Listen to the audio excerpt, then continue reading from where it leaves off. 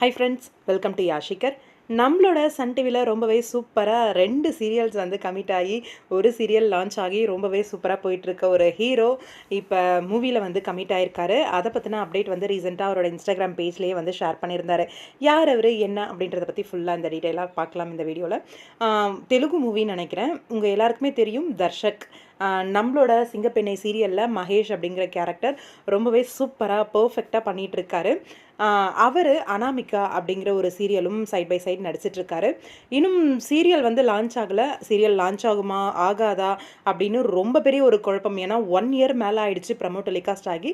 இப்போ வரைக்கும் சீரியலை வந்து லான்ச் பண்ணாமல் இழுக்கடிச்சிட்டே தான் இருக்காங்க.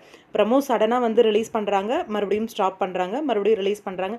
இது ஏதோ விளையாட்டு மாதிரி பண்ணிக்கிட்டே இருக்காங்க. சீரியல் வருமா வராதான்னு நம்மளுக்குள்ளவே ஒரு கேள்வியும் வந்துருச்சு.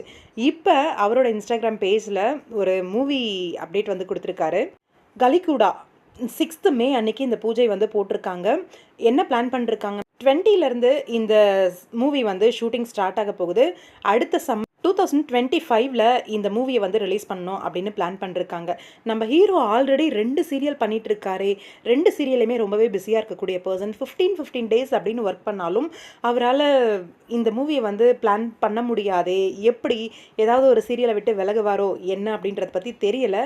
ஆனால் 2 சீரியலும் அட் அ டைம் பண்ணி மூவியும் பண்ணுறது அப்படிங்கிறது ரொம்பவே டிஃபிகல்ட்டான ஒரு விஷயம் தான்.